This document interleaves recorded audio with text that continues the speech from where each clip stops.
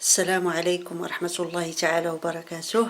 أعزائي تلاميذ السنة الأولى إعدادي مسلك فرنسي،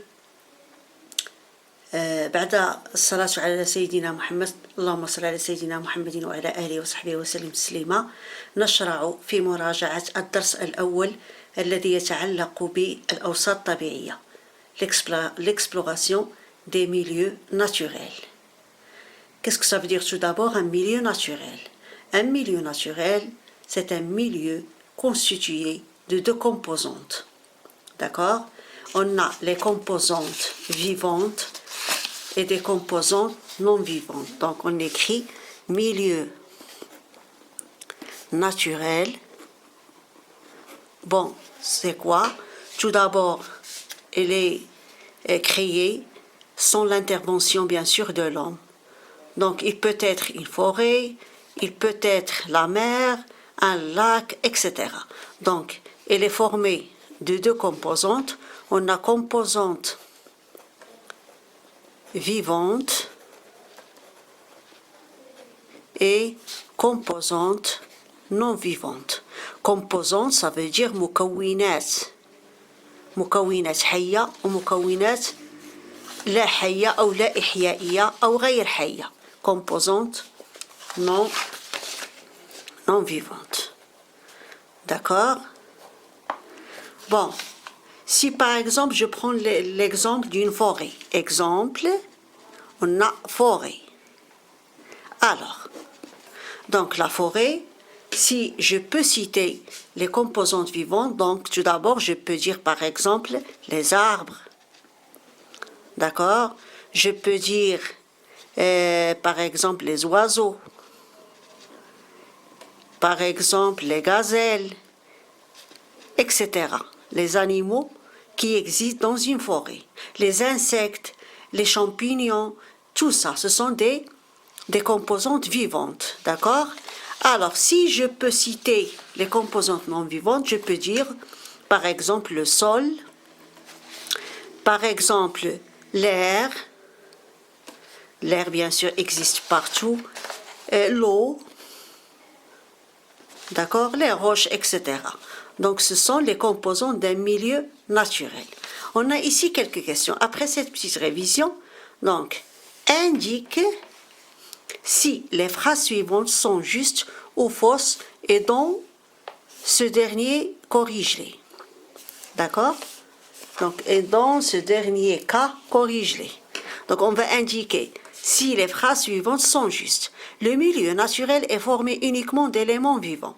Donc, comme on a déjà dit, le milieu naturel est formé d'éléments vivants et d'éléments non vivants. Donc, c'est une proposition qui est fausse. On passe à la deuxième. Les éléments, donc je peux mettre par exemple ici F. Les éléments vivants et non vivants d'un milieu sont indépendants. Donc, les éléments vivants. العناصر الحية والعناصر الغير حية لوسط ما مستقلة عن بعضها البعض. Bon, c'est une proposition bien sûr qui est fausse. D'accord? Parce que les éléments vivants dépendent des éléments non vivants.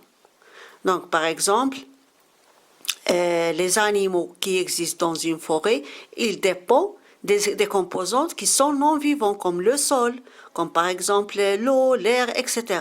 Donc, il y a une relation entre les éléments vivants et les éléments non vivants. L'oxymètre permet de mesurer la quantité de dioxyde de carbone dans le milieu. L'oxymètre, c'est quoi? Donc, comme son nom l'indique, oxy, ça veut dire oxygène. L'oxymètre, c'est un appareil qui permet de mesurer la quantité, bien sûr, de dioxygène dans le milieu. D'accord? Bon, on passe à la deuxième question. Chasse l'intrus. L'intrus, c'est quoi l'intrus?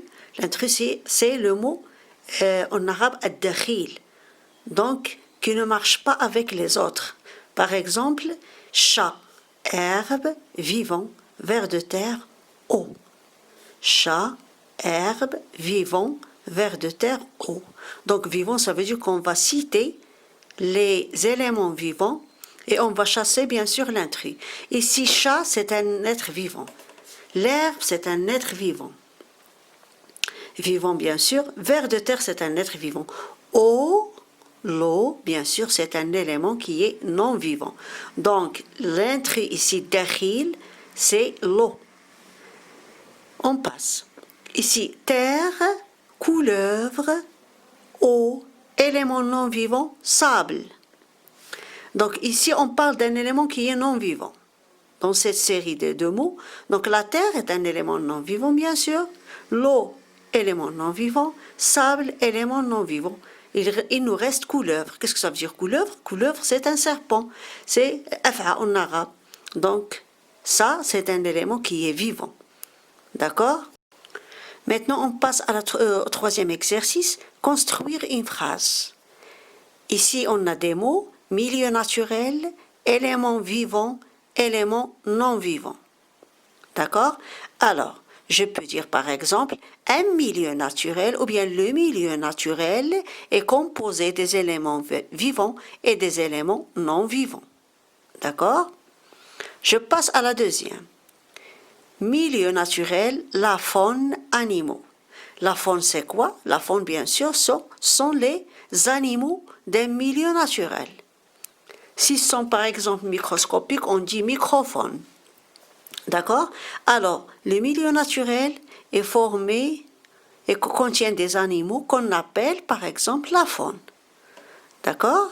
On passe au troisième, l'éclairement, milieu de vie, luxmètre. Alors, si je peux construire une phrase, je peux dire luxmètre est un appareil ou bien est un instrument qui mesure l'éclairement dans un milieu de vie. D'accord? Je termine ici. À la prochaine, Inch'Allah. Assalamu alaikum wa rahmatullahi ta'ala wa barakatuh.